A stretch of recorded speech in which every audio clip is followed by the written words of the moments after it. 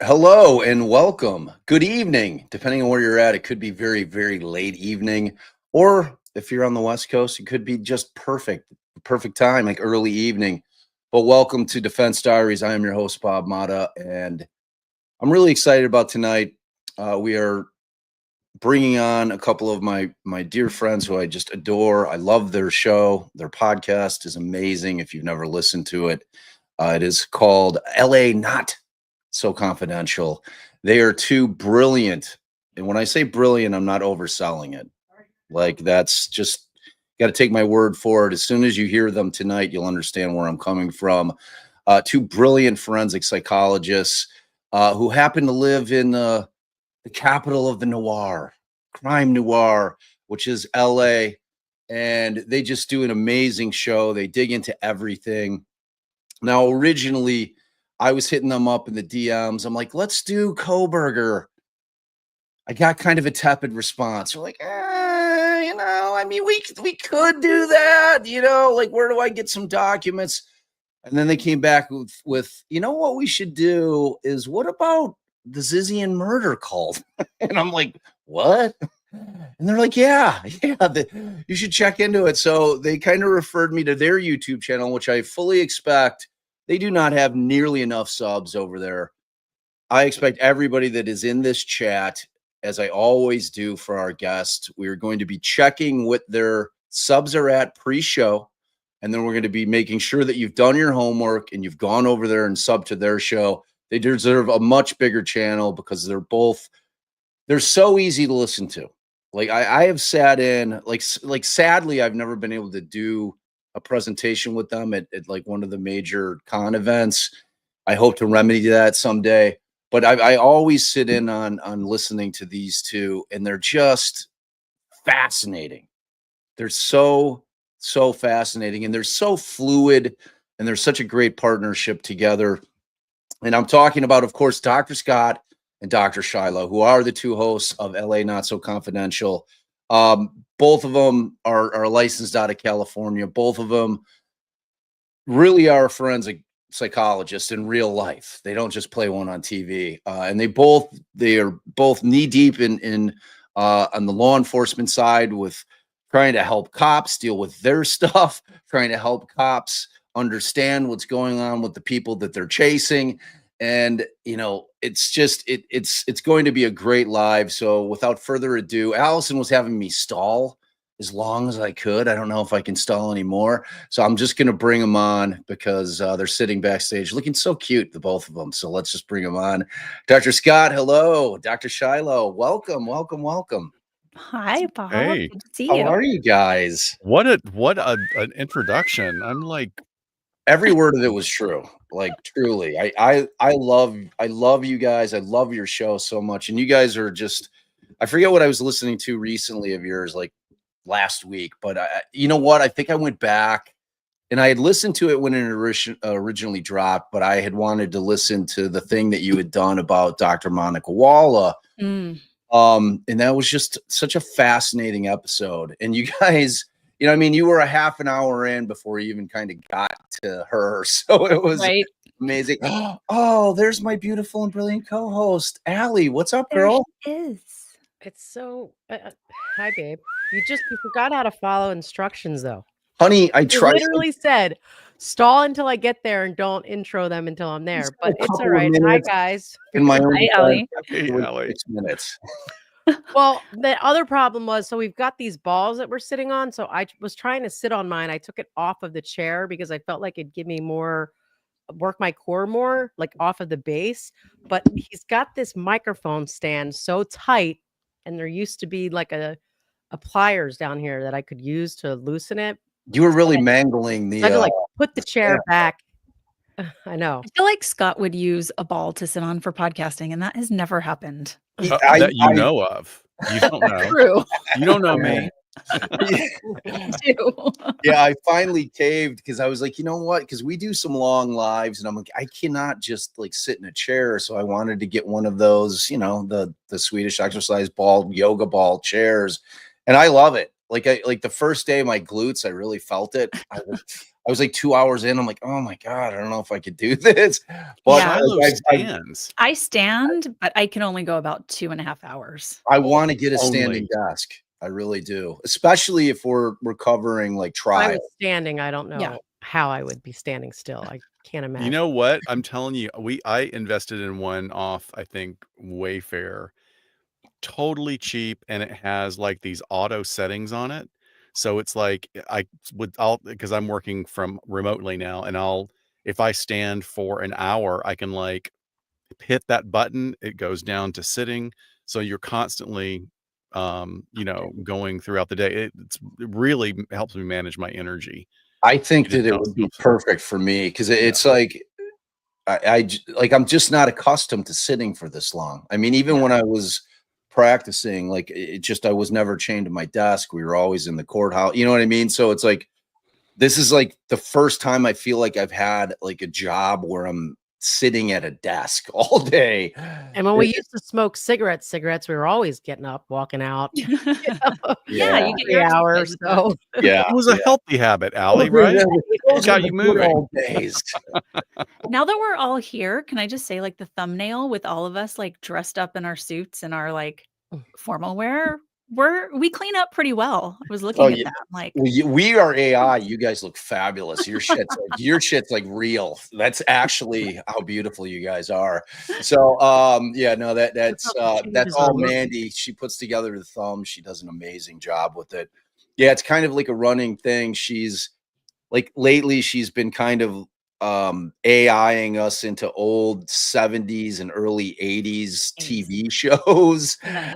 Because So I did ask that it looks more like AI. And we used to do all of the guests as AI too, but then people were complaining it was supposed to be like, a fun thing. And they're like, why'd you make them look different? And I'm like, all right, Oh, yeah, you they're can AI they're the like shit out of Lawyer us. Lee is beautiful. Like, why are you? I'm like, what? So No, I'm like, I have like a similar story. Like I have this group of friends, and we were at the Hollywood Bowl together, and one one of my friends loves Facetune, and he is so good at it, where you'll look at this picture of yourself that he's taken, you'll go, "What the hell? Did I do a collagen mask before I left the house today? I look fucking awesome." And everybody's looking great. And then like a couple of minutes in, you go, "Oh, okay, wait, I've been Facetuned." But then we were with our friend. We have one friend who is wonderful but deliriously clueless at times, and he went to town on her face, and her response was like, "Wow, I look really good. This was good lighting for me." We were like, "Honey, you have no nose. You just have nothing but nostrils right now." He's like, Of course, you look amazing. yeah. That's LA for you. Oh, exactly. We all 100%. use Facetune. 100%. All right. So first I want to, so when did you guys, well, actually, I'm going to move it backwards. So kind of give us a short bio, like with like college. When did you decide that you wanted to get into psychology? I have a theory about psychology. I've always felt that, and I have a minor in psychology. I was a sociology major. I like the macro. You know what I mean? I'm like a macro guy. Yeah. But like I've always had this thought that people that typically get into psychology get into it because they're really trying to deal with their own shit first, and then they want to try to help others. Do you think that that's true to a certain extent? But tell us about how you got into what you guys do now. Yeah, I think both Scott and I have kind of a different path to psychology. Not that what you're saying isn't true, because I think we see it a lot. We saw it a lot, probably in grad school with our cohort. But I was looking to go into law enforcement in undergrad, but really loved the psychological aspect of it. So in undergrad, I double majored in psychology and criminal justice. And I was working with a police department just as a civilian police cadet at the time. And then when I graduated, I was looking to go to the California Department of Justice, but they were on a hiring freeze. The entire state of California was.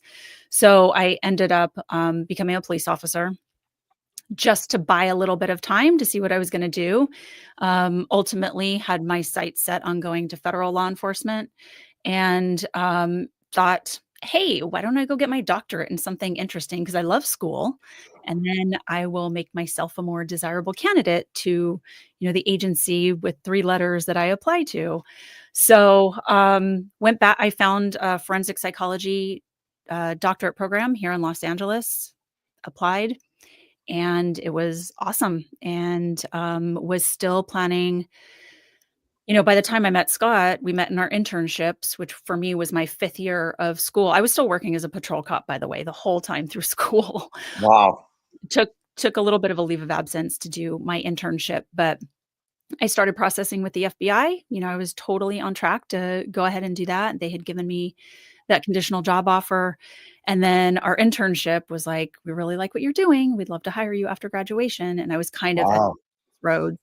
And by then, Scott and I were working with high risk, violent sex offenders, primarily as our main caseload. And I loved the work of that assessment and that treatment, and decided that, I'd probably be divorced in like a year if I went to the Academy again and be shipped wherever they ship me to. And so I decided, I really thought psychology was going to be it. And it turned out to be. I went ahead and got licensed and kept doing the sex offender work for 10 plus years. And then after a while was like, okay, that's enough time doing that, and ended up transitioning into police psychology, which is what I do now.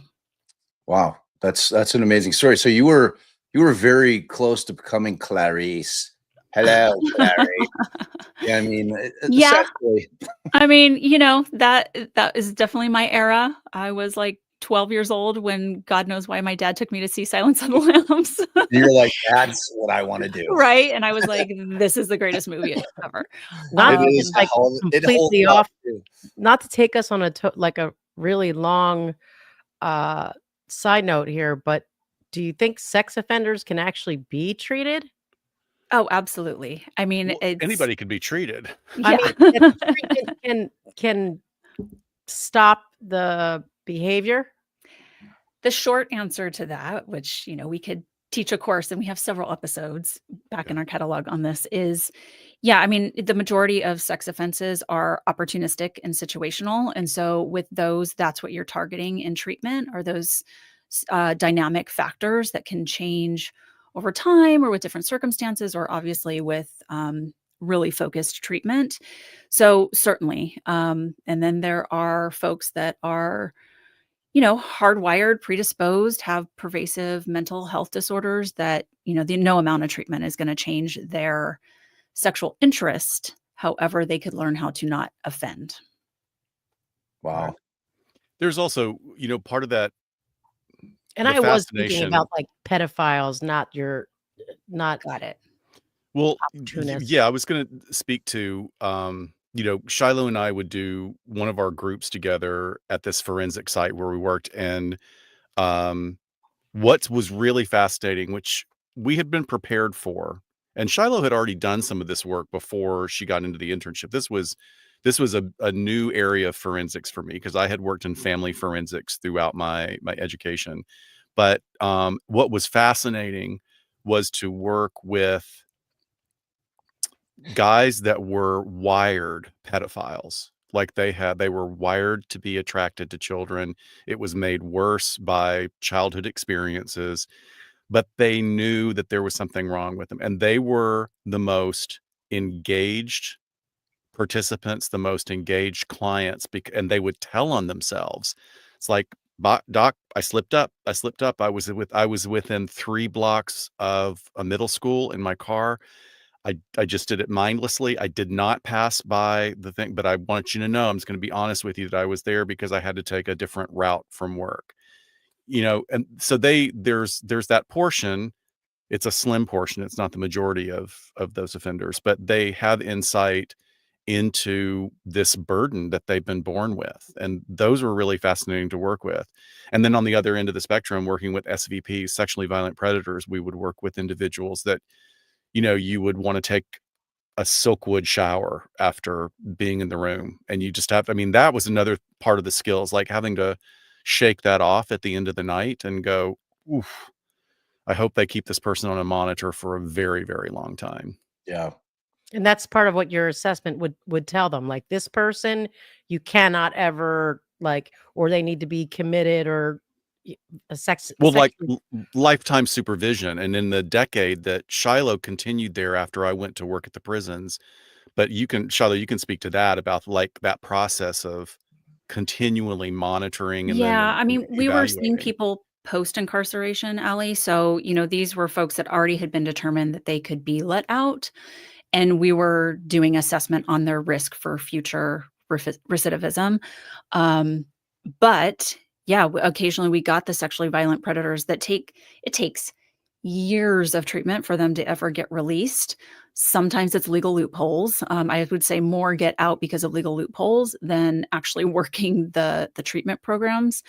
And I can tell you the majority of those do not last very long on Yeah. the outside. They slip up pretty quick, and they're just so highly monitored.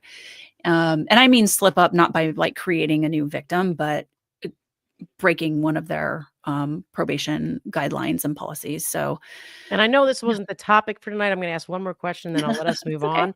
But what about hormone therapy, like getting, um, you know, Chemical castration. or chemical castration? Yeah, I mean, there's research behind it. It has been shown to help, especially when combined with really good therapy. But the mind is a very strong thing, that can override even some of the chemicals in our bodies. So yeah, So just it's shooting them up with a bunch of estrogen doesn't help. no.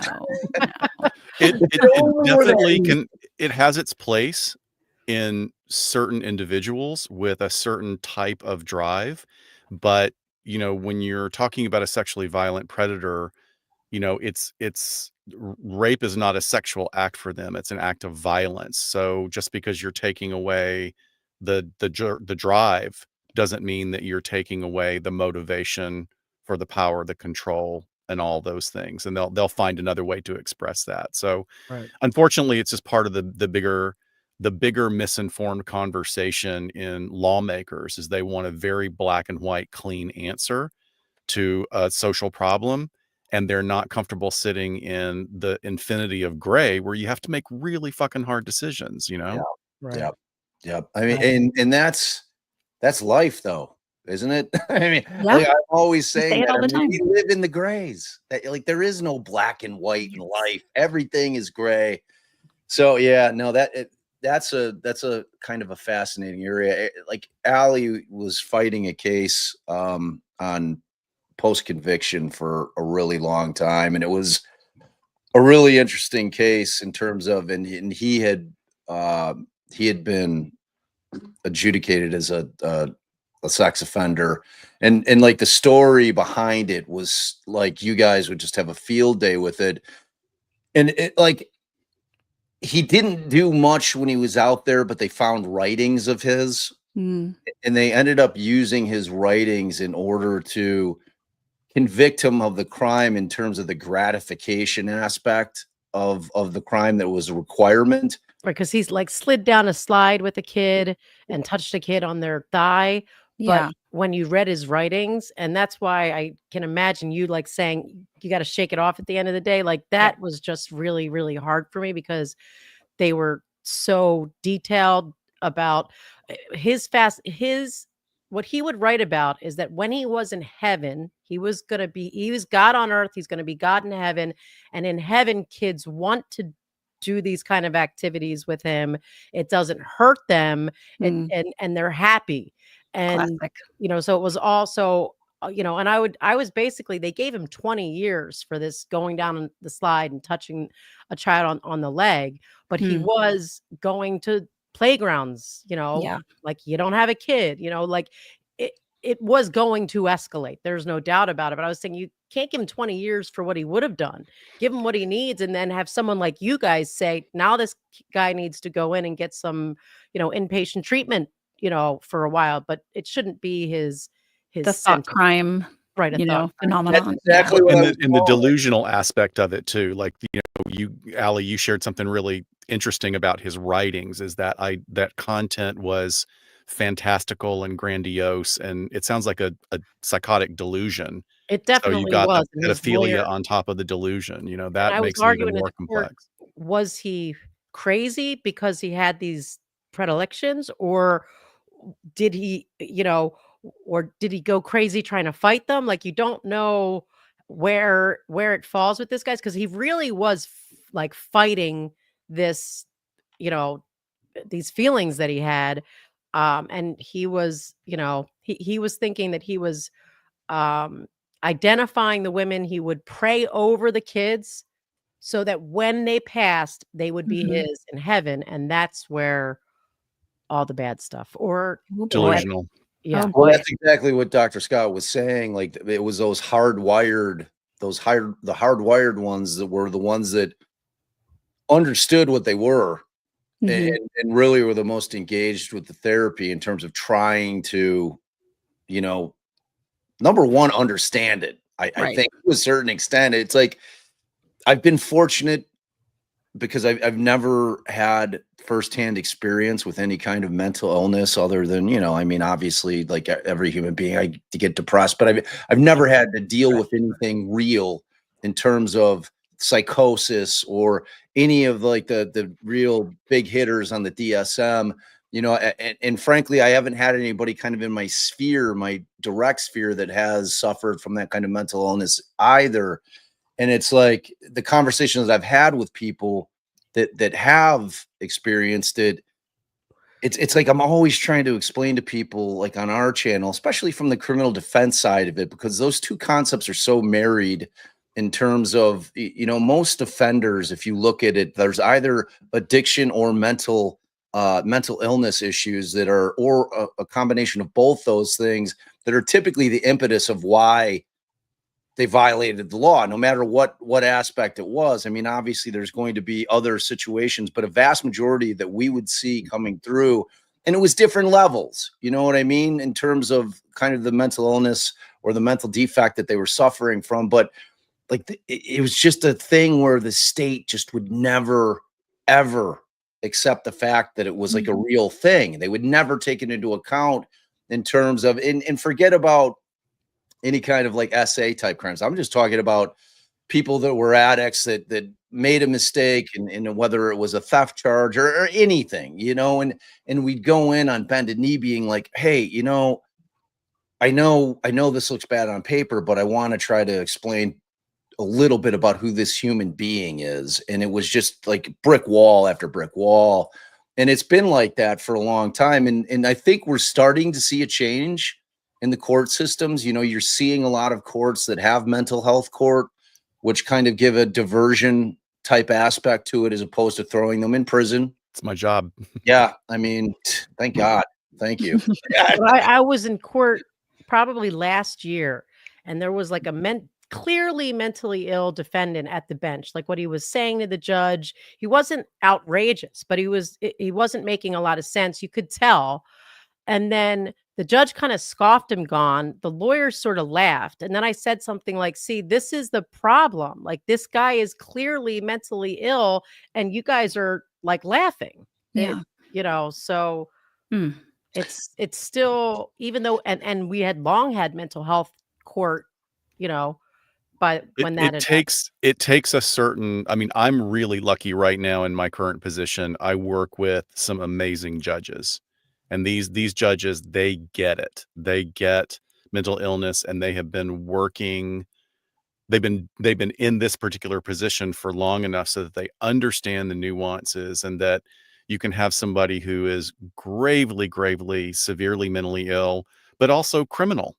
Yeah. Just, wildly intelligent and wildly criminal. Right. And it's any number of combinations. You can have a person that is impaired in just this one area of life, and everything else could actually be pretty good with some structure, and they'll never violate again. But Yeah. again, complexity, and a lot of places in the US just don't have the funding or the resources or the interest to develop that kind of paradigm or structure for the courts to work with. It's really sad. But Yeah. thankfully, it's people like you that are willing to stand up and go, hey, can you guys listen to this? Like, let's not, this person's, ill. Let's not make fun of it. Right. Well, I mean, it was a large, because I think people that love true crime and kind of watch true crime have the misconception that everything goes to trial, which just isn't the case.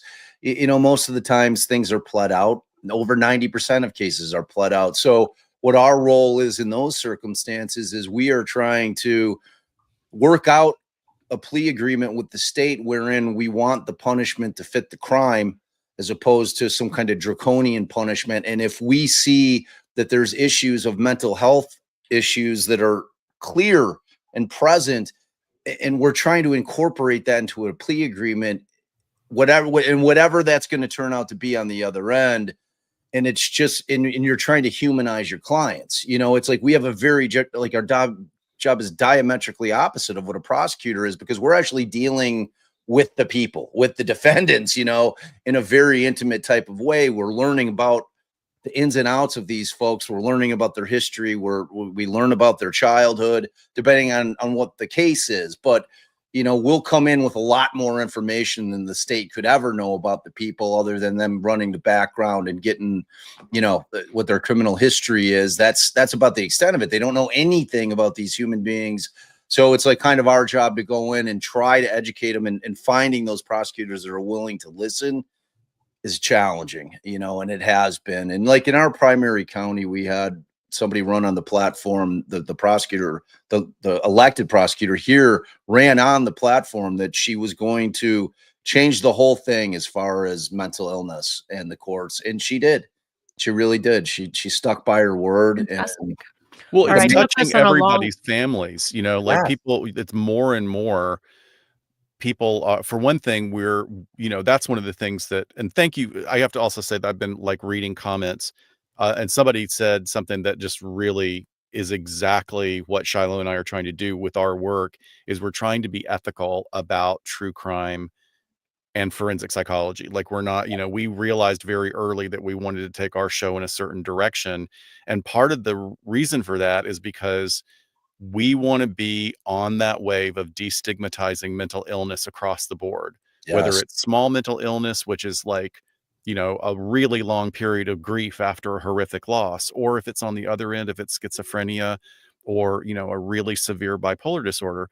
We need to get this out and destigmatize it and have people talk about it so that it doesn't feel like this original sin they were born with that they can't share, because it grows in darkness. It gains more power in darkness. And when, I do a lot of training with law enforcement and, sort of giving them the basics of an overview of mental health.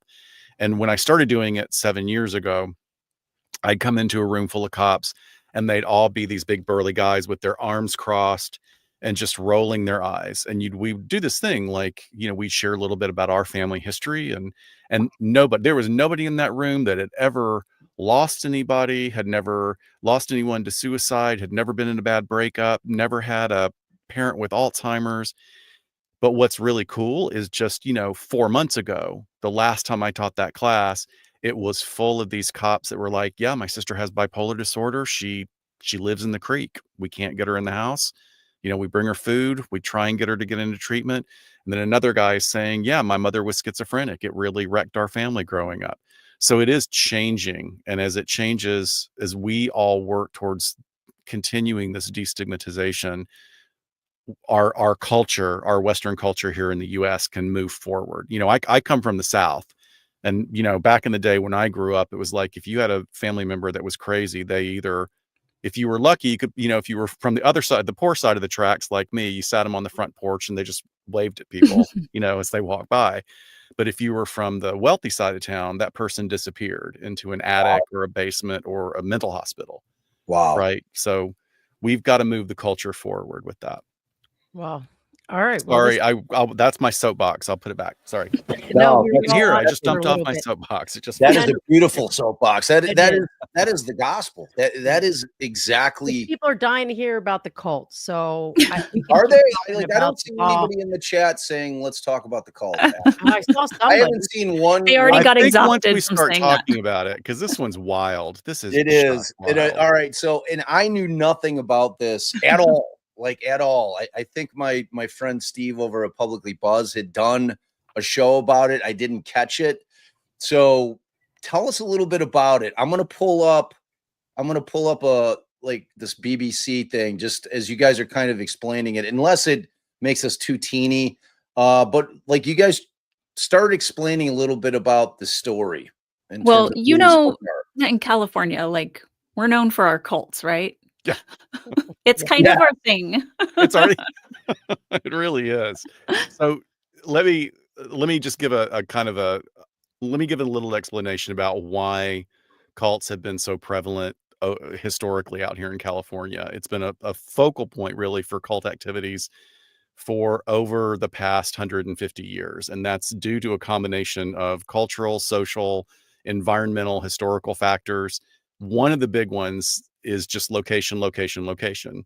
In the sort of the move west and the colonization of our country, the farther you got away from metropolitan areas, the more it was just the Wild West, right? So you didn't have as much of the constraints and the structure and the limitations that maybe East Coast metropolitan areas would have had.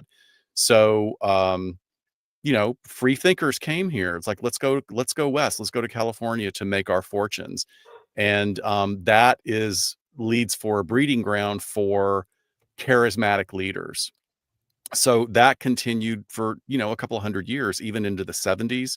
What we talk about is the counterculture really exploded out here, and there was always this kind of promise of California being this potential for utopia, because as big of a state as we are, with two really large metropolitan areas, there is a lot of land to get lost in. There's desert areas, there's mountain areas, all perfect for setting up your own little utopia that, of course, is usually run by one charismatic leader. So that's the big reason, is that it just attracts people. We used to say, it's part of everybody wanting to be an actor once California became the center of entertainment for many years. So a lot of wannabe actors that can't make it as actors, well, they've got enough juice in their riz, as the kids say, to set up, you know, their own religion, their own movement. They get to be in this grandiose ideology and view of self. They get to be the leaders, and we've had a number of them. And I mean, I'm not even. This is not a complete list by any means, but the People's Temple, founded by Jim Jones. We all know how that ended up. Yep. Synanon, which was a really horrible one. The Manson family, the Center for Feeling Therapy, which sounds like very new agey, very, very bad cult. And then the Divine Order of the Royal Arms of the Great 11. And that was back in 1922. And I'm telling you, that's just a handful. I mean, there's literally hundreds that have come and gone over the years. And the smart ones continue to this day and have become enormous money makers and have moved into the mainstream and shall remain nameless, because I've already had stalkers in my life and I don't need any more of that shit. Well, and I think, for your audience and for you guys, like, really to think about Manson and the Manson family is important here because of the interesting piece where, and I know there's a new documentary out and I haven't seen it, and I know there's so many conspiracies, but like Manson not actually killing anyone himself, right? And like, Right. how far did his influence go? And then legally, what does that mean as far as culpability? But with these folks that we're talking about today, they were drawn to California, and particularly Northern California, because of Silicon Valley and employment, because we are talking about a bunch of really smart nerds, like amazingly smart people. Right. And, that area, and then this sort of crossroads of some of their ideologies is really in this case, seems to be a magnet for this fringe movement. So in the media, not our terminology, but this has been referred to as the transgender, vegan, anti-artificial intelligence murder cult. So you can't get more sensationalized than that, That needs an right? acronym. It's got all. I know, we do need an acronym. EDAAIM Timaka. There Are you go. all the members transgender? Not all of them, and it actually doesn't play a huge part, but there is some interesting piece that it plays into in terms of, kind of their psychology and perhaps delusions down the road that we'll probably touch on. Now, this could be, like, seriously an 8-hour deep dive. By the way, I'm on call, so if I, like, go away real quick, it's because I had to answer my phone. But we don't have 8 hours. So, let me tell you a little bit about this is a Bay Area group, San Francisco Bay Area group Oh. known as the Zizians. Andy, fix that. Or I've also heard it pronounced as Zizians, like visions, but with a Z. So it's led by a person who goes by Ziz, and they're formerly known as Jack Lasota before they adopted female pronouns and now living as a trans woman. So Lasota was born and raised in Anchorage, Alaska by her parents, and her father was an AI researcher, pretty top level AI researcher. So that's an interesting little piece. She earned an undergraduate degree in computer science from the University of Alaska Fairbanks. She interned with NASA, just did some really good work and was really on a trajectory to probably work for some of the top tech companies. She developed a puzzle game that's called Dystheism before kind of moving to the Bay Area to fulfill that dream, and looked into some jobs with Google, I believe. But this is about 2016. So yeah, nearly 10 years ago that she moves to the Bay Area. So wait, like now I was listening to your guys. What was that game? It was a very interesting sounding game. Like it was. Yeah, what was it? Do you remember, Scott? I know you Dark looked at the Souls. description. Oh, he's muted. He's muted. Sorry, had to unmute myself. Dr. Scott, you're muted. Here we have I'm a sure there button. are some people that would love for me to have a mute button. So yeah, it's called Dysthesia, and I tried to find like a working version of it or some videos of it online, and I wasn't able to find any. But apparently, although it didn't go really far, it was supposed to be like a really fascinating idea for a game, and sort of one of the first sort of non-specific outcome game. It was more like a game of experience, and it's about emotions and rational thought and kind of putting yourself in situations. I mean, it was a really great idea. And the afterlife and God and Yeah. some things I couldn't remember exactly, but it won awards. Like, this wasn't just some little. Right. So these are like some, like you said, some really, really bright people. And just so Yeah. you guys know, I talk on mute so much on the channel that they've created this for me. Bob, you're muted. I love it. So, because mine would be, Scott, please mute yourself. I'm sure we'll grab that audio right now. We'll turn that into something. But Ziz, when she moved to the Bay Area, was very into this movement called rationalism.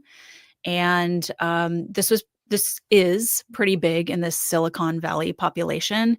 And it really emphasizes reasoning and logic as the primary source of knowledge and higher knowledge. And they believe that once sort of human level AI is developed, that logical advancements are going to inevitably lead to this vastly superior intelligence, one that surpasses human cognition. And that essentially the super smart nerds of the world need to ensure that this like Terminator machine ends up being good and not evil. And they believe that they are the thinkers that are the ones to make that happen. Like they are the ones that have to make that happen. So this is kind of the bigger thought of the rationalism community.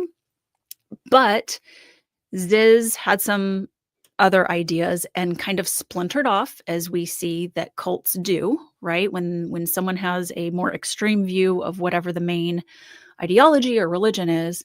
So she splinters off when she found that others in this rationalist movement did not subscribe to her even more extreme ideas about how to basically save the world from this evil AI overlord. So she really started doing a lot of blog writing and message boards about how essentially, she would advocate for acts of evil, acts of violence for that greater mission of not letting the the super AI become evil, and really start to develop. Scott and I haven't discussed this too much, but develop this. I would say where ideology starts to move into delusion about her being the special one, that it's really her that is called to do this. And that is one of those very first steps that we see on the pathway to violence, on that trajectory, is where the person starts feeling like they're special and it can really only be them. Right. So a number of people who followed Ziz's writings were trans women. They're all, I don't want to say all, but majority of them are fiercely vegan. And And this is she. So yes, that this is Ziz. right. So that's Ziz, formerly Jack Lasota. So that's Correct. just so you guys have an idea. Yeah. So veganism is interesting because it kind of plays into the ideology where, not like unlike other people who don't eat animal products, where they believe that animals have feelings and, that they would be harming another life force if they were to consume them, for their own nutrition, if you will. So this is a piece of their ideology that they basically equate animals to humans in terms of like importance of life forces on this earth. Um, so much so that it would really there's some writings in her blog where she was going to take a shower to be able to go to work, but there were 4 ants in the bottom of the bathtub, and for a very long time, she had to determine, okay, do I try and capture the ants and then release them outside? Do I sacrifice these 4 ants so I can go get showered and go to work and then do my job? And then that's part of the mission of beating the evil AI overlord. Basically, what is their life worth? Um, Scott and I see that in folks who are delusional or very mentally ill, where if that is getting in the way of just their daily functioning in life, there's a problem, right? Yeah. Ultimately, she decided, sorry, the ants have to go down the drain. I got to get to work and I got to work on my mission. So super interesting how this kind of plays into all of this ideology. Hence the reason, kind of vegan gets put into the title of what they are in the media. Yeah, it gets to be a little unfair, because we keep saying vegan, vegan, vegan. Not us, but like this.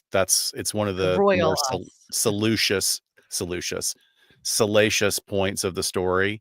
But Shiloh makes a really, really salient point here in that any ideology that starts to take over more and more of your mental and emotional bandwidth is problematic, because if you are so far in your own self-created bubble, whatever that bubble is, and I'm not saying that I disagree with veganism. I'm not a vegan, I'm not a vegetarian myself, but I completely get the sensibilities there, but it does tip over into some really wild mental gymnastics. One of the examples that you'll see on the discussion boards when you have omnivores or carnivores and vegans going at each other, one vegan individual was telling another person who had pet dogs that they had rescued and saved these animals' lives. Their vegan view was, that's not appropriate. You need to put those dogs down. And because they've been in a life of slavery and servitude as people's pets, so they need to be put out of their misery, and then you need to go change your entire lifestyle. So that's just some real That's over the edge there. But that is exactly what we're talking about here, is an individual who, despite their intelligence, has continually created a smaller and smaller echo chamber for herself. And, as she starts to build her online presence through discussion boards and blogs, she was connecting with followers, meeting with people that were attracted to this sort of hardcore messaging that she was generating. I love that So, right on cue, the dog is in the background of Bob, by the way. oh no. He's just a guy. He's just a guy. Okay. Just checking. Wait, are they talking about me? I'm fine. I'm fine. I'm fine, Bob. Don't do anything. Don't put me down. Don't put me Right. down. But I think that the sort of the protogenesis of the real explosion of this delusional thinking and grandiose thinking, because clearly Ziz is really thinking very highly of herself and her mission and her special connection to divinity, is that when she hooks up with one other person that she met online, and they get on a boat for some reason, and they start practicing on themselves some very cult indoctrination like practices, which is isolation, sleep deprivation, food deprivation, and then just really immersing themselves, or I would even say more than immersing, like marinating in this very, very strange philosophy that is this wild mixture of quotes and ideologies and plot points from Star Wars. And then she I began might be taking. sold on that. I'm a huge I Star mean, Wars me too. fan. Me I too. don't know. I mean, What's that? Are you getting Shiloh? Are you getting interested in this now? You gotta stop it. Yes, Well, I'm the almost entire there. You want to be a Sith Lord. That's what Ziz did next. She identified with being a Sith Lord, adopted robes, which then became, as the movement progressed, all of them started wearing these long black robes. Freaked me out. I begged you not to record my CPAP at night. And even taking it further from Star Wars, she interwove, which is very common within people with delusional disorder. She wove in other things from fictional sources, and one of them is like this huge, enormous, very, very famous fan fiction of Harry Potter that is available online. And for some reason, this fan fiction has been adopted by the rationalists, because I don't know, like, I don't want to go too far down that rabbit hole, but they recenter themselves in San Francisco, and it's like she's just turned on this electromagnet, and people are coming to join the movement, all with matching black robes and blacked How out many fans. people do we know how many people were in this end of the day? It really, it's varied, probably no more. And I mean, this is across the country, because as we'll get into it, people are kind of in different parts of the country. But really, we're talking like less than a dozen people, right? well, So that's awesome, though. yeah, That- yeah. That Well- are actually like following her, like willing to, do Murder? things that she's And talking about. dangerous. Yeah. Yeah, but as in California and definitely in San Francisco, the rent is so crazy high, and they don't have jobs at this point, that their idea was like, let's buy a boat and dock in the bay. But what it did is it contributed to this isolation as well, of just kind of, not being in a big space and being with each other and doing some of these things in terms of like the sleep deprivation, and some other things we'll get into. But as far as where the deaths start, and we didn't cover this in the little piece that Scott and I covered on our YouTube channel, but there is some reported unaliving of some of the members of themselves. So, now that this is like a little core group, there was another trans woman who initially was living on the boat with Ziz, and they had convinced themselves not just about sleep deprivation, but they could be more productive if they engaged the separate sides of their brain at different times, meaning they thought they could induce sleep on one side of their brain while the other side of their brain was still being productive and working and taking in information. I know. I'm looking at Ellie's face right now. Well, I'm wondering, did they think there was a specific steps or process they had to file in order to make that happen with their brain? Yes. Yeah, absolutely. There's also some writings of Ziz that lean towards like she was thinking, okay, if I need it in the future to be violent, I'm going to evoke a psychopathic part of my brain, and I'm just gonna like kill and be in my mission and be able to do that and not think about it. So they're They thinking like that they can wanted kind to of create multi-personalities in in themselves. a way, and yeah, you're actually spot on with the way some of the writings are, because this is what I was talking about in terms of like what I only saw as, a big relevance to them being trans is that they were starting to say like one half of my brain is male, one half of my brain is female, and talking about sort of splintering in that way, to different personalities, but also apparently just, part of me gets to rest while the other part's working. So you can imagine what is going on in the hull of these boats while they're in there together, kind of training and practicing some of these things. And we know, from research that insomnia and sleep deprivation have been correlated with suicidal ideation. So, that is certainly not good when your cognition just starts shutting down. And if you're in a place where you have psychological pain, whether, you're not good enough or not living up to what this charismatic leader wants, or if they're starting to tell you that you're perhaps not good enough for the mission and maybe unaliving yourself is better to further the mission because you just don't have what it takes. And some of that seemed to be going on. Wow. So we have essentially two people under her leadership where it seems like they made the choice to Where they were unalive themselves. manipulated into, because you're I'm saying sorry? that they were prompted to do this by either her or Yeah, it's very muddy. And I'll, obviously like some of the stuff closer to current times is still in the court system, and I don't think we have access to everything. And if what we have are a lot of her writings, then you're just going from one person's perspective. So yeah, it is a little muddy, but it does seem that way. And there are writings where she has told people that.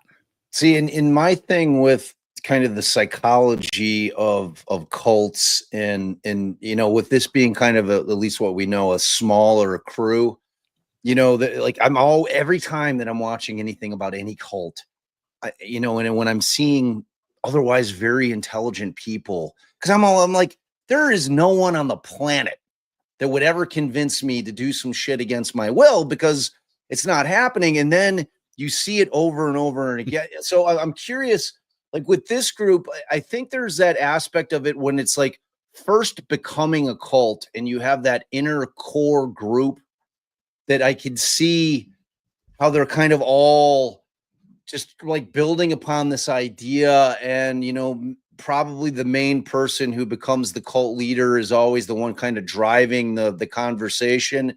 And that just kind of happens in a natural way. I can see how those people might fall prey to it. But like, how do you, like in the recruiting side of it, like what is it about people? And I know I'm asking a very large question in terms of scope, but what is it that draws people into even going to that first meeting wherein they're like, you know what, this sounds like something that can fill that gap that I have, despite what the education level is, but like, what is that psychologically that allows them to fall prey to it to the extent where they'll shutter everything else that's been going on in their lives. They'll get rid of all the relationships that they've had prior to. Like, what is that?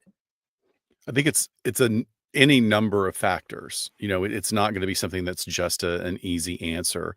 Yeah. But see, Bob, people in the law just want a black and white answer to something. No, I want the Don't gray they? answer. well, Don't they? let me, I have a couple of examples. I worked with a client in my private practice, who wonderful client, wonderful client who worked so hard.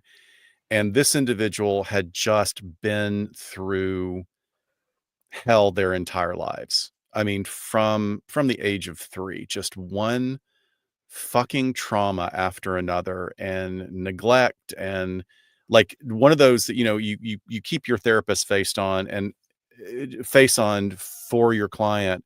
But I remember having moments going, how are you still here? And this is someone that had tried to unalive themselves a few times, but was now thriving, but shared with me in a really rough moment, I think I need to just go find a cult.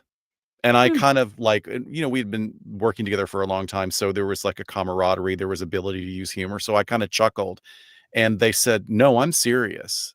I, I am sick of making decisions. I am sick of trying to navigate life. I know that I don't want to unalive myself. I don't, but it just would be so much easier.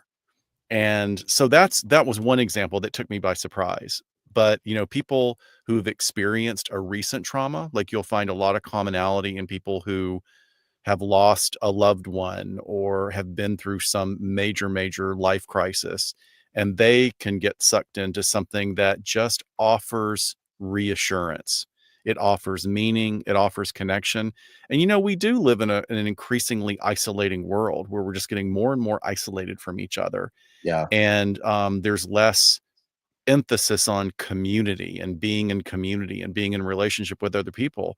And we're tribal animals. We're tribal primates at our core, and we want to connect. So how better to connect than with a group of wonderful people that, everybody's happy and you take care of each other, of course, until it goes horribly wrong. But those are a couple of the reasons. And I think, recruitment wasn't a factor in this case. Like online cults, Scott and I did our, time covering QAnon when that was a thing, but online cults, it's like built in. People are searching for answers.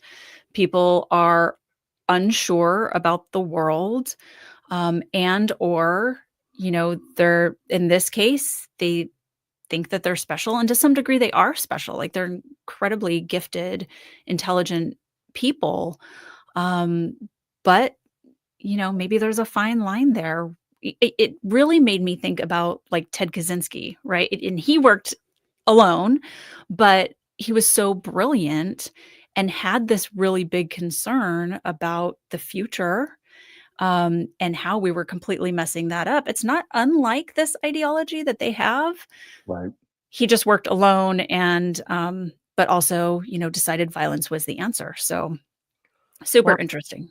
and I Yeah. think in the 60s, it was different. My aunt was in a cult when she went away to college, and Mm. I've always envisioned it as like that not like she went to some meeting being like, I want to see what this is all about, but more like falling prey and then being deprived sleep and food. I mean, Sure. my grandparents had to kidnap her 3 times.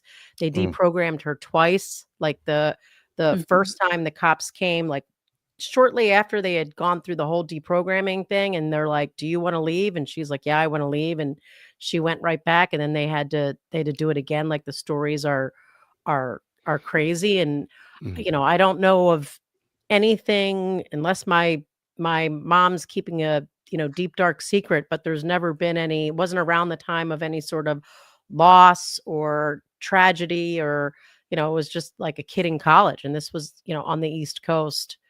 um she came from a Yeah, I mean, loving family. I don't think it needs to be a trauma. It could just be like, what are you searching for right now? Or what do you need a little bit of meaning? And Nexium comes to mind for me as like sort of this self-empowerment, right? How to get ahead a little bit, and go to these seminars. And you had some incredibly talented and successful and intelligent people that fell prey to that. But yeah, one of your Well, comments that went up said fraternities, sororities, like anything built around like culture. Like, hello, I'm kind of pissed that I'm missing the Dodger game right now. Like, the It is opening fanaticism day. behind opening days for today. They were winning when I came on, so hopefully that stays. But we have things that we look for. We want to, like Scott was saying, we want to be a part of kind of this special group too. And it might just be interests, right? We're 4 podcast hosts that love getting together in person and like talking and, seeing each other in different parts of the country or the world. And that's awesome. It's our special little thing. But yeah, sometimes it goes too far. So So even if there's not like a trauma hook, one of the most common and most prevalent techniques that are used to pull people in is love bombing. And love bombing is incredibly, incredibly powerful. And now I'm not sure that, from the description that we have of Ziz and her cohort, I'm not really sure that there was a lot of love bombing going on, but I bet there was a lot of intellect bombing. mhm. Like you are in something special. You're going to change the world. And it's going to be hard and people are going to hate us and we're going to have to do some really awful stuff. But look at what we're doing. We're literally saving the world. So it kind of pumps up this idea that you have a special place, special knowledge, which is really one of the things that drove QAnon for as long as it did was I have special knowledge. Q is sending me messages through the map coordinates on the drop today. And I'm going to figure out what it means. But like, I'm one of the smart ones. You're one of the sheeple because you don't get this. We get this. We're part of the in group. Wow. Yeah, when the whole QAnon thing was going on, like I think I was so engrossed in just other stuff that I was doing that I didn't understand the depths of that particular I move. think we still don't. I just saw something on like X while I was looking for something, and it was like I'm pretty sure that somebody put up a fake video of Trump, but he said something like there were 17 whales that died. So they were all talking about how and I have no idea what any of it meant. Like 17, thank you, Q, whales are this, and because I guess he's made some he's talked about April 1st. He's gonna reveal something on April 1st. And apparently all the QAnon people think it's something related to that. That there's gonna be a hidden On April Fool's Day. Yeah. Yeah. Can't No, wait. I'm sorry. He switched it to April 2nd. I did Oh. hear that. Of course from he the did. The, Expo the Mouth. optics are not good for April Right. 1st. We're going to change it. Yeah, he was like, 100%. I wanted to do it April 1st, but I don't want to do it on April Fool's Day. But I mean, I just assumed he was gonna, make something that was confidential, not confidential anymore. I'm still hoping he tells us all about the aliens. I am right there with you. Please. I want to Me know. too. Just want to know. Me three, actually, big Yeah. time. I'm like, that's my thing. And like the part of this that we're gonna get to is like, if I don't know if you've seen in the chat, like Allie and I have very long thoughts, and I can't remember if we talked about this at all together when we were in London, but my whole thing with AI borders on unhealthy just because of my fear of it. I had the most fascinating conversation today with one of the shows over at Kaleidoscope, and they had Lauren Pachenko and I today like to interview us about this kind of phenomenon that's going on wherein they're making just 100% AI generated true crime videos, which are all completely made up, but they're putting them out there as if it's an actual thing that happened. I actually didn't even want to bring it up. I was gonna run one of them. I hate when you do that. He has Well, this plan where he's gonna trick us, he's gonna run, and then he tells us about it ahead of time. He it's did because that I wanted to ask Scott and Shiloh about it because like, I have but an this AI concept, therapist now, and it's actually pretty good. It's yeah, crazy. it's insane, and It is. but like the kind of the ethics behind it is they're putting it out there, and they had interviewed. No, they're not one, putting it there. They've unleashed something. they've unleashed it, right? And And it's let me just say this. Like I'm obsessed with it as well. And I'm not even like I have clients that are game developers and software developers, and they're using it on a level that I can't really even understand. Like I know how to do prompts and generate yeah, some really right. helpful things. And it's helping me write my book and like it's amazing. But are you guys familiar with Hannah Fry? No, Okay, everybody needs to look up Hannah Fry. She's the most charming, wonderful British academic that came from like lower middle class, if like not even like, working class, and went to Oxford, and now she's like all these advanced degrees, and she's so lovely, and she does a lot of social media stuff, but she had a really interesting thing to say. And she said, I'm just going to put this out here. Be nice to your AI. If you're using ChatGPT, use please and thank you, and it will really benefit you. And then she goes on to explain why. And it was like, oh, this is really interesting. This is really interesting. Oh, fuck, I'm terrified now. Like, because it's the idea that we do have power, we can shape it, but no matter how many times I'm saying please and thank you, if there's 100,000 neo-Nazis out there that are putting a bunch of crap into it, it's like, which wolf is getting fed Well, by this thing? that's exactly the thing. And I found myself in my prompts just naturally being polite to it. It's as weird as that sounds. I'm never like, I feel, which is so bizarre to me because I'm so terrified of the technology, because I understand the bigger picture of it, at least. I mean, when the 1800 tech giants came out and they wrote the open letter, and then the one who was considered the godfather, who sits on the board of artificial intelligence and has for 2 decades, he wrote his own letter, and that was published in Time. And when I read that, I'm like sitting on the couch, like weeping with Allison. I'm like, holy shit, man.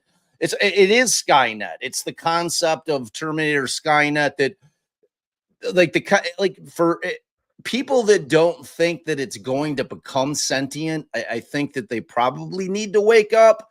It's way closer than people think. It's not 20 years down the road. See, It is not Bob's that back. long, though. He's basically a Zizian now. So that's what I'm saying. there we go. We needed them When all it along. becomes like, so you have to be able to weigh the benefits, because from the medical side, the scientific side, I think the benefits are unbelievable. I mean, there's a very high likelihood that it's going to be able to cure cancer within like hours of gaining access to everything that exists on the planet in terms of But the for who? information.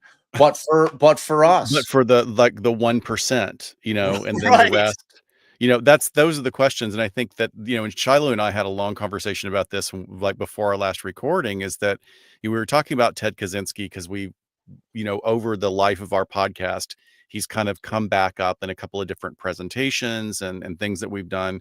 And one of the things that is said over and over, if you read about Ted Kaczynski, if you do a deep dive, is that everybody that has read his manifesto comes away from it going, he's not wrong. He's not wrong. He was a Yeah. weirdo and he was a murderer and, had some psychopathic tendencies, but everything he wrote about, like, he has some good points about where society is broken. Right. So, And if you even ask any chat AI, what is the number one risk to humanity? Usually the first or second, depending on how you word it, is AI becoming not aligned with humanity. so So are with any that, of should you? we get back to our timeline of these Yeah, let's folks? go. Yeah. Let's go. Scott, do you I want to know, talk because about you know the what I first was about one to in do. I was about to direction? go completely into Dune and the Butlerian Nope. Jihad, Nope. which is all about. But we'll get back on track. You want to talk about the protest when they got arrested, Scott? Yeah. So in 2019, Ziz and the associates that were there, I think it was 3 by that time, drove into the woods in Sonoma County where they blocked off exits from a retreat that was being hosted by a really well-known rationalist in the rationalist movement. The organization is called the Center for Applied Rationality. And wait, did And they splinter off from the rationalist Correct. movement? Okay. no, they Yeah. didn't splinter off. They were kicked out. They were blackballed. They were Okay. blackballed by Yeah. Center for Applied Rationality because they're like, you guys are fucked up. Get out. Like, we don't want to have anything to do with you. My words, of course. I'm sure they were way more rational about You it. guys are way over the top. Right. But Ziz showed up with her compatriot, her 3 folks, and they were wearing black hooded robes and masks. And when they were arrested, they were in the midst of handing out flyers accusing the center and all of the people that were involved in the center and another Berkeley-based rationalist group of betraying them, of sexually assaulting them, and also being transphobic. And then so they've gotten arrested, they go to court, and during the court processes, all 4 defendants ran through numerous attorneys, as you can imagine, like much like a sovereign citizen, I would think. Yep. They pushed the judges to dismiss the cases. They requested changes of venues. They hurled accusations of transphobia, and it dragged out for 3 years. Yeah, Wow. it's basically just like trespassing charges and, blocking those entrances. I don't know if it was like, I don't think it was a national park, but they also, would get rid of their attorneys if their attorneys weren't vegan. So, like, you can imagine just like You're either Scott, one of us or you're not. It's kind of above. those loopholes and like the paper terrorism that we do see with sovereign citizens to drag this out. So that was 2019. That, those were getting drug on for a number of years. And in August of 2022, during, all of these court proceedings still pending, Ziz reportedly falls out of their boat into the San Francisco Bay. So a number of them are still living on boats out there. I mean, rescue crews, like the whole 9 yards, searching by air, searching by sea, never find a body, which, I mean, not shocking, not shocking. Like the San Francisco Bay is like freezing. There's sharks. It's Yeah. very choppy, rough waters, right? Why they stuck Alcatraz out there. There you Let's go. pick up There you this sucker. go. Yeah. So Ziz's sister and then one of the co-defendants in that protest trespassing case were on the boat when it happened, and they claimed that they were witnesses to her drowning.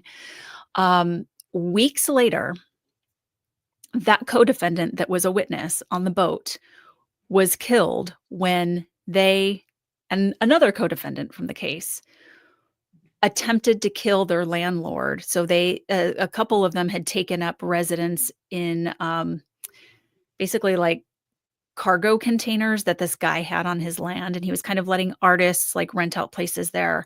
So they basically, he gets knocked out one day by them, wakes up with over 50 stab wounds, including a samurai sword through his chest. Wow.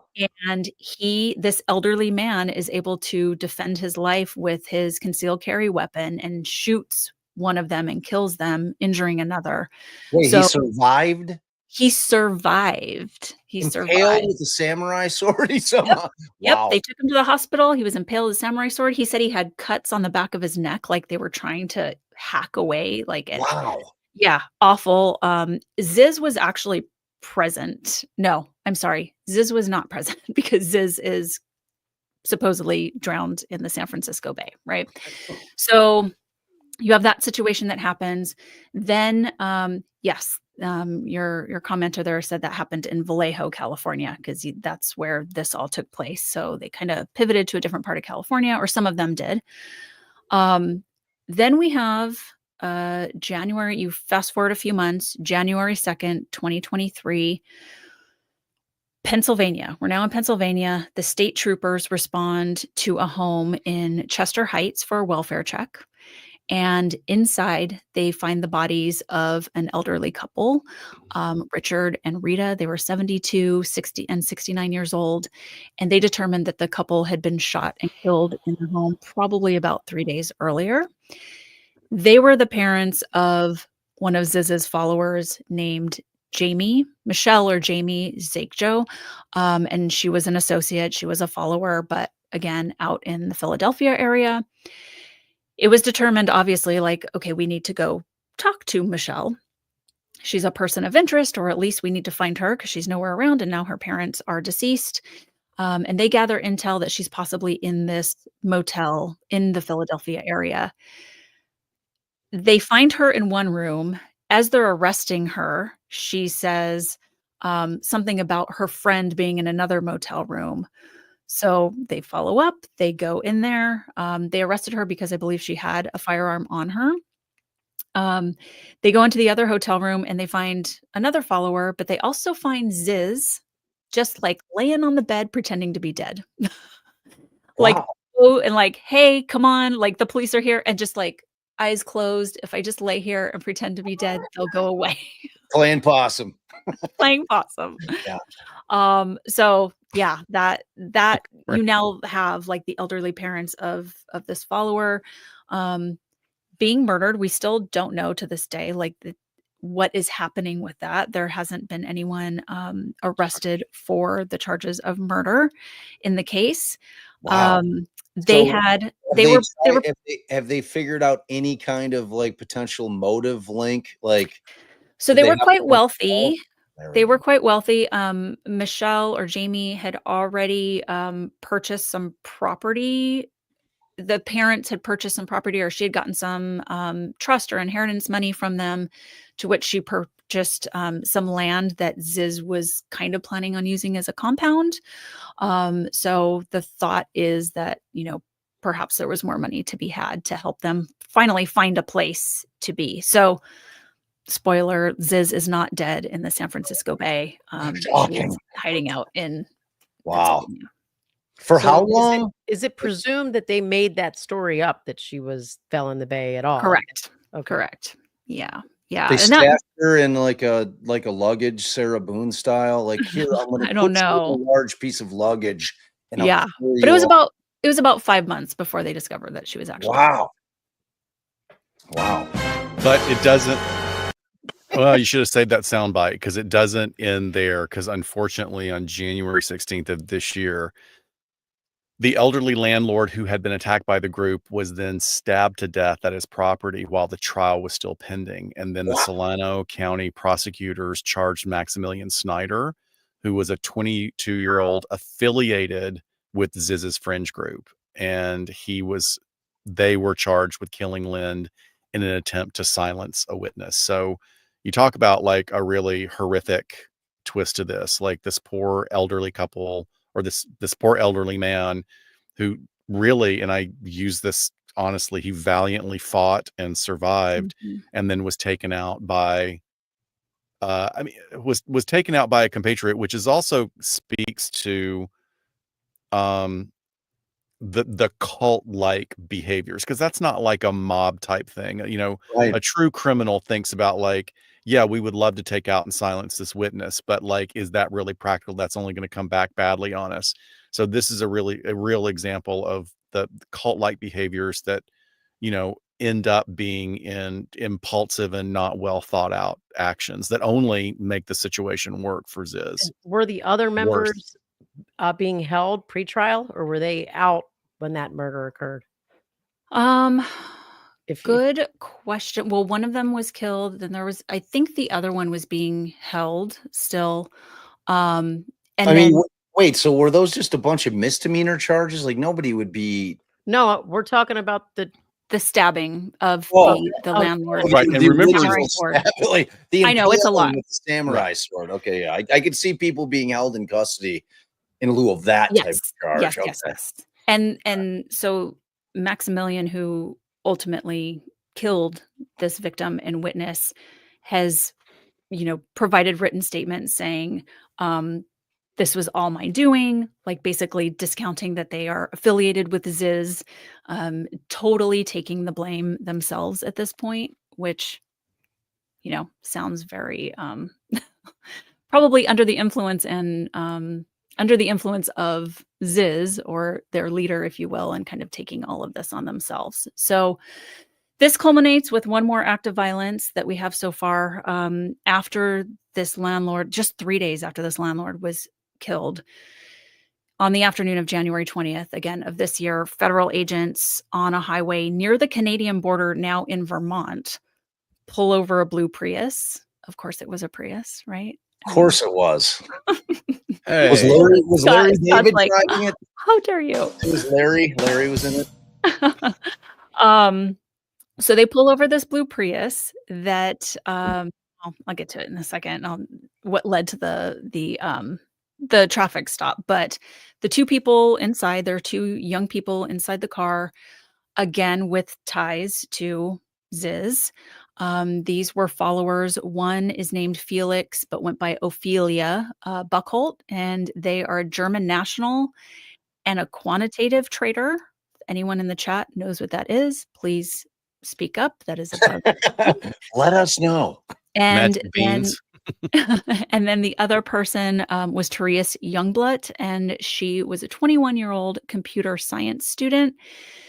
She had recently applied for a license back in Washington state to marry Maximilian Snyder, the guy who killed the elderly landlord. So interestingly, they went to an elite private high school together in the Seattle area and now had reconnected within the Zizian community. So they were actually out target shooting and get pulled over by Border Patrol.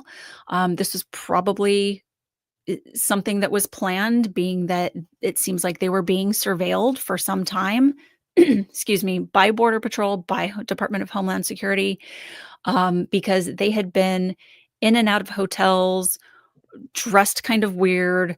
They had been loading things into their trunk. People saw like an open carry firearm on them.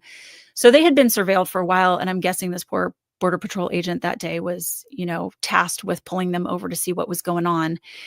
Immediately on the traffic stop, Youngblood, the 21-year-old, pulls out a handgun, starts firing at Border Patrol agents.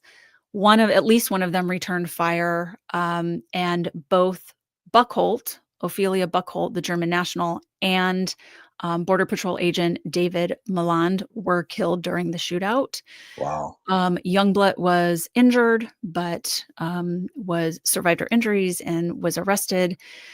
But they found, a lot of things in the car in terms of like all the ballistic vests, the hollow point bullets, face respirators, night vision devices, two-way radios, as well as a lot of journals and writings, and some of that in cyber text, and talked about psychedelic experiences. And I hypothesize that there's probably some drug use going on from, the days on the boat all the way through with this, even though that hasn't been necessarily confirmed. Wow. Mushrooms are vegan. Shrooms, baby. Mushrooms are vegan. Psilocybin. Yeah. So, I mean, Ziz has not been accused of any crimes in connection with the deaths. To me, again, full circle, it feels very, Charlie Manson. We have the brainwashing, we have the cult following, we have encouraging violent acts for, a greater good. I don't know. I'm curious what you guys think as far as just kind of culpability for Ziz and all of this. I'll jump in and then I'll let Allie kind of give a more full. I mean, to me, like anytime you've got like a cult type situation wherein there's the head of the snake, so to speak, it always harkens back to the same issue that law enforcement had with the mafia, wherein there was kind of a hierarchy in the head, whether it be the Godfather or whatever you want to call that leader, was insulated because they were smart enough to have the captains and then the underlings and then the street soldiers handling the dirty work, so that they were insulated from criminal culpability until you get into RICO, right? Yeah. Like that's where RICO is born. And obviously this case, in light of the fact that it has clearly crossed state lines all over the place. Oh, yeah. There's clearly federal jurisdiction here. So ultimately, but the feds are very deliberate about building their cases. I mean, they're not going to rush into anything like states many times do in terms of local police agencies. The feds, they're going to build a rock solid case before they move forward because they're not in the business of losing, Yeah, no, definitely. Well, And at least everyone's behind bars at this point that's still alive. Yeah. There's no evidence that she, for example, instructed Maximilian, even like indirectly somehow like nudged him that way.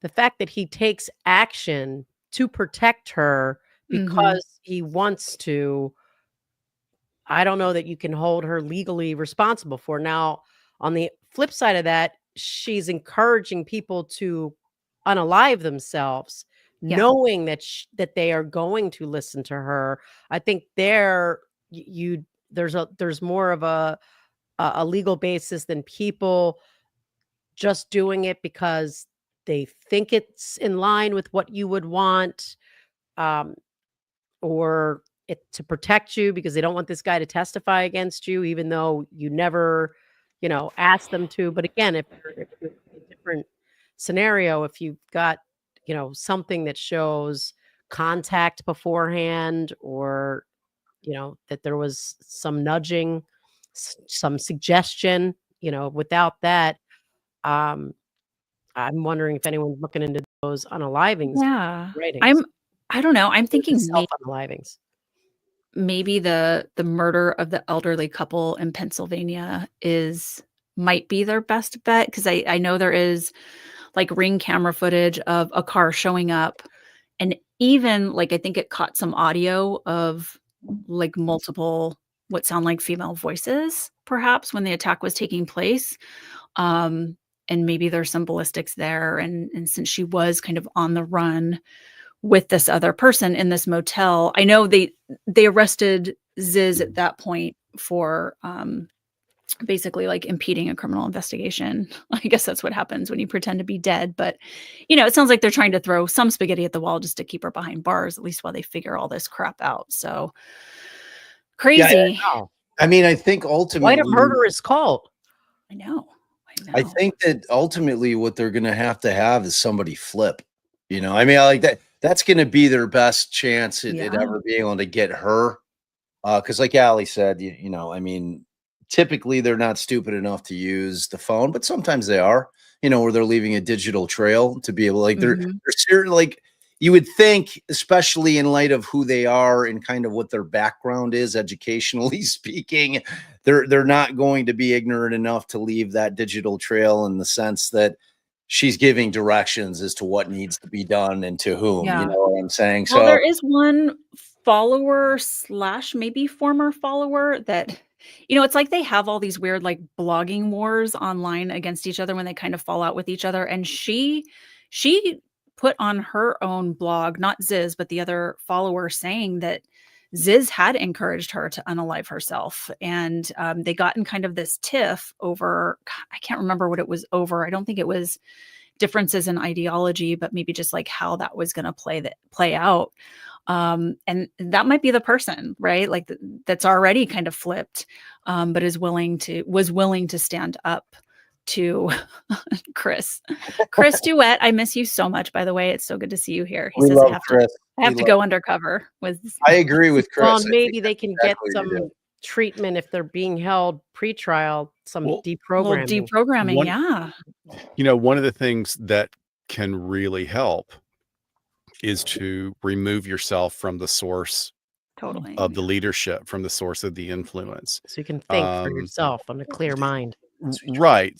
And but the issue is like, one of the things you like off the top of your head, you go, oh, well, they wouldn't be. I mean, I just know from being in jail, from working in jail, working in prisons, that associated criminals are not allowed to be housed together. They're split up. They're moved to different facilities.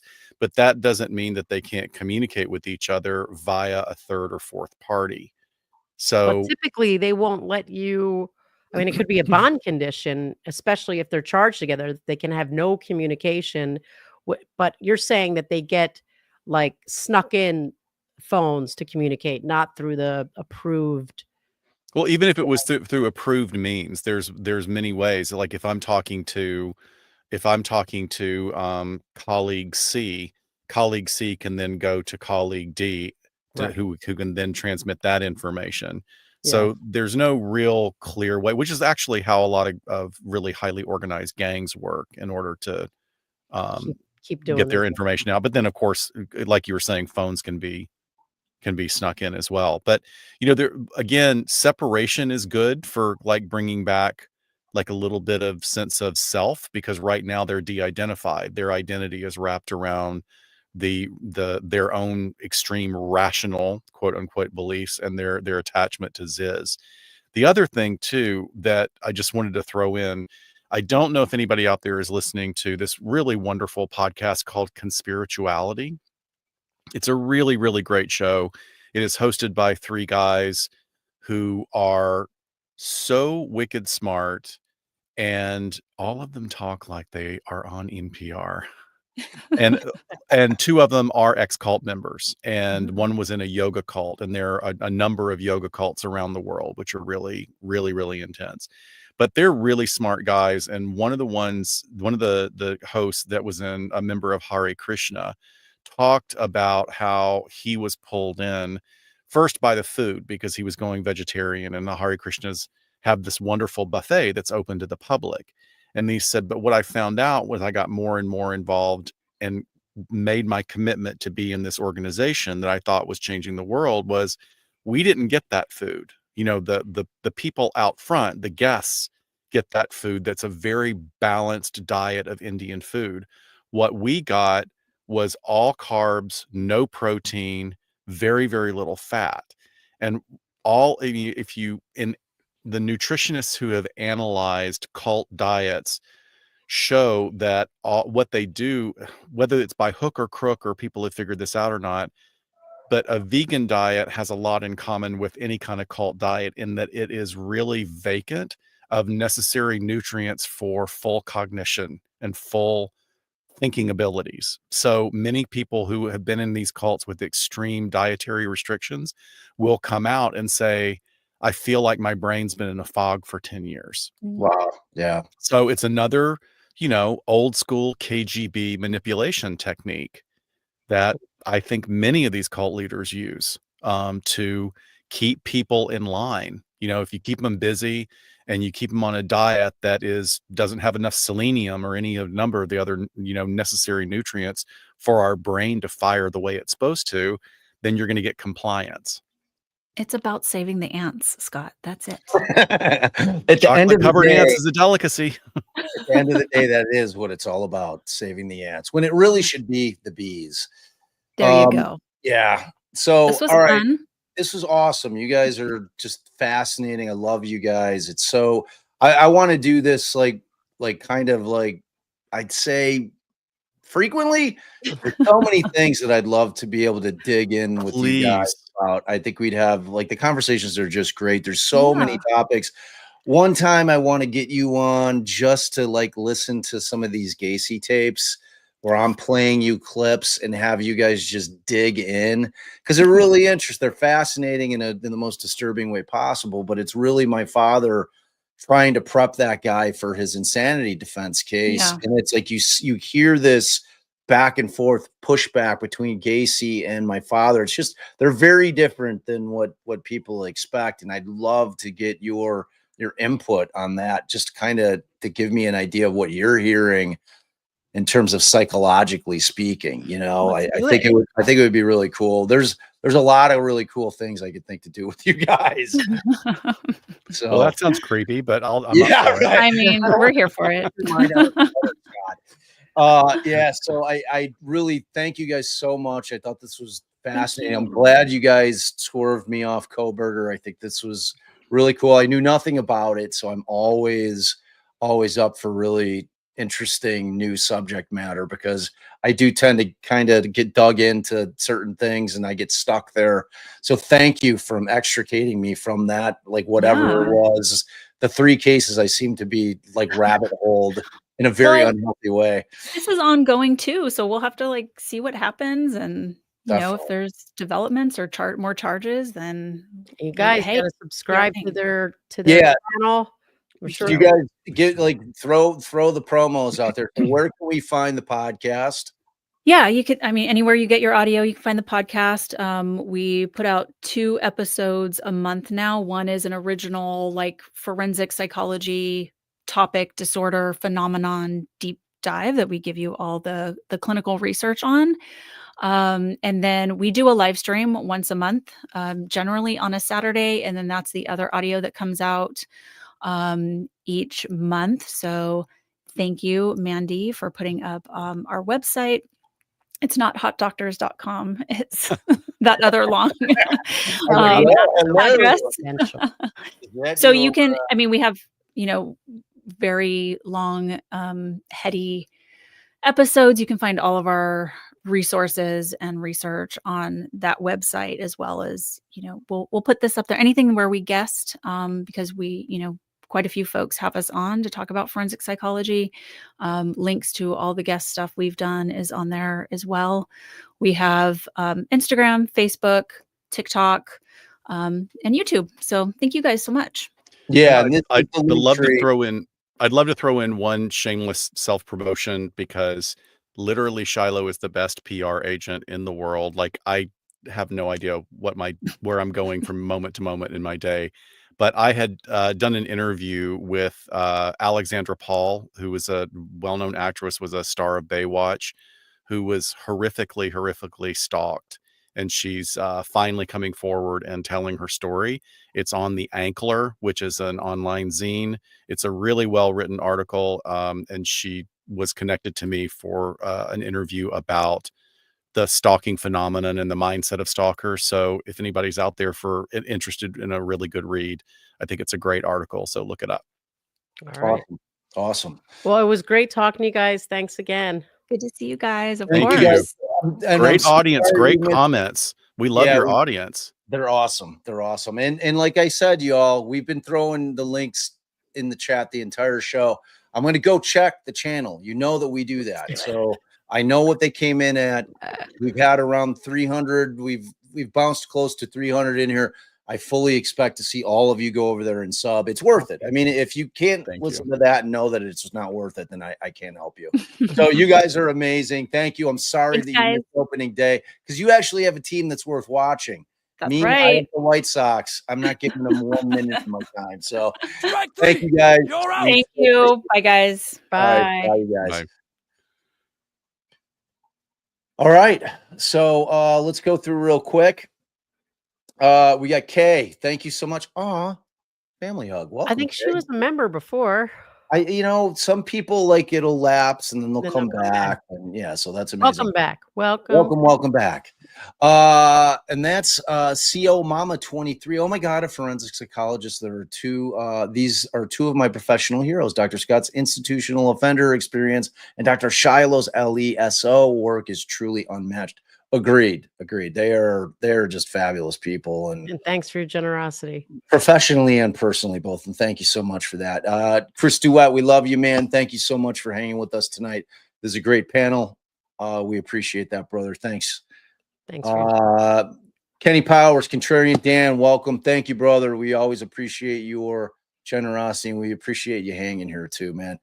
Jet fuel can't melt steel beam. Sounds like he was slipping into a 9/11 rabbit hole there a little bit. So, and I did get one Venmo. I want to make sure to give that love real quick because we love Venmos. Jennifer J sent us a $5 Venmo just because. So thank you for that. We really appreciate Thanks it. for your generosity. All right, you guys, mods, thank you so much. Mandy and Tracy, we love you so much. Thank you for everything that you do. We will be tomorrow. I'm going to probably split. I don't know if Allie's going to be on with me or not. I hope that she is. We're going to obviously cover some Reed as we now know that trial is starting on like the first day is the first. Allie's telling me that it doesn't sound like they're going to actually start picking the jury until Tuesday. Is that what you're saying? First is Tuesday. Oh, so the first is Tuesday. Perfect. Okay. So, but tomorrow, Kohberger, some Reed. There's a lot of little things to talk about. And Allie and I didn't know it was coming, but we're going to be traveling spring break style. But I'm going to still be going live, except for maybe Monday. And if it is Monday, it's going to be late. We've got a day planned. Scarlett's spring break, and we've got to do some fun stuff with her. Yes, but my fear is that the jury selection better take at least 2-3 days, right? Like I don't like if we miss the first day of the retrial, my head's gonna explode. No, we won't. Okay, all right. Well, thank you, baby. I needed that. Idiot Win, thanks for your generosity. Mega appreciation for this and for Barton McNeil coverage, which I unfortunately missed live, but really appreciate. Really effing appreciate. So I wish that you guys, if you didn't watch the Barton McNeil stuff, take an interest in wrongful conviction stuff, please. Like when I was having Bill Dorsch on all the time, and we were talking about all the wrongful convictions of that Ronaldo Guevara horrible cop, it's like that it wasn't getting any traction. This stuff should get traction, especially with our crew. Like that story is unbelievable, and I'm going to be jamming it down. I'm going to be jamming it down your throats because that case in particular. Yeah, if that's going down, if I can locate it, we'll air it. We have the link. I mean, is it the same link? I mean, we'll try. If it's going, we'll air it. You guys know that we're definitely covering Aiden's stuff. So, all right. So just keep your eyes peeled. If it's going to be a early morning live because we're able to stream that, then just put your notifications on. Please don't forget to smash that like button. Please, it's free. It's free. I'll never understand how we'll have 20,000 views on a video and 2,000 likes. Like it seems like that's pretty much what happens. 10% is what it. Yeah, 10% is what it is. It's weird. So, but sharing is even bigger than liking and subscribe. And if you really love us, think about becoming a member. Think about becoming a member. I promise we're going to start doing member stuff. I'm going to make Allie do it. I'll do it. She'll do it. Don't threaten me with a good time. You guys are amazing. We love you because without you, I would just be an old man. Talking about a lot of cases.